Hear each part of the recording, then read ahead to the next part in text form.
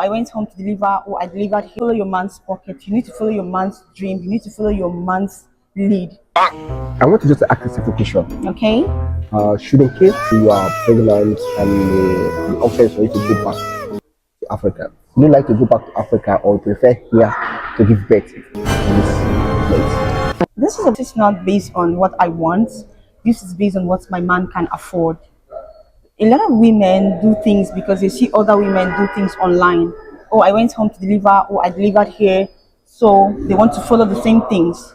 But you need to follow your man's pocket. You need to follow your man's dream. You need to follow your man's lead.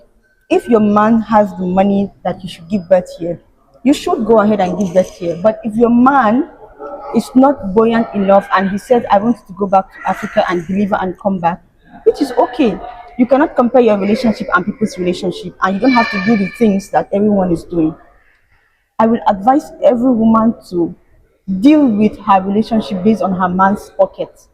So if my man wants me to stay here and deliver, I will stay here. If I have a job that can also support me, because most women also that are giving birth here, they are working and they have their insurance and it's also helping them to deliver here, I will deliver here.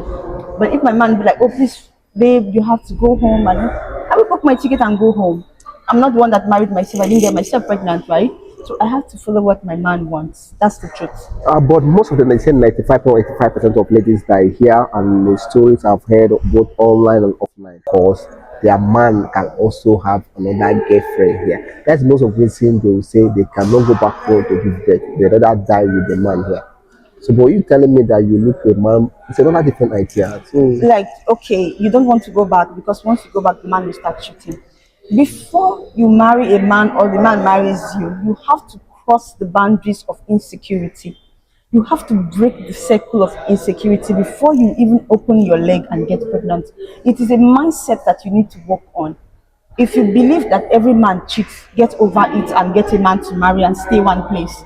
If you believe that your man does not cheat, get over it and stay with your man. Deal with insecurity. This is a personal fight for women. Every woman needs to deal with insecurity and step into her marital life. If not, she's never going to like be serious with herself. So I don't think that is a problem. Whether my man is here, is cheating, is not cheating, I'm pregnant, we decide what to do to our baby. That's the total different topic. I have nothing to bother about him being with another woman because I'm his wife. So what's the big deal?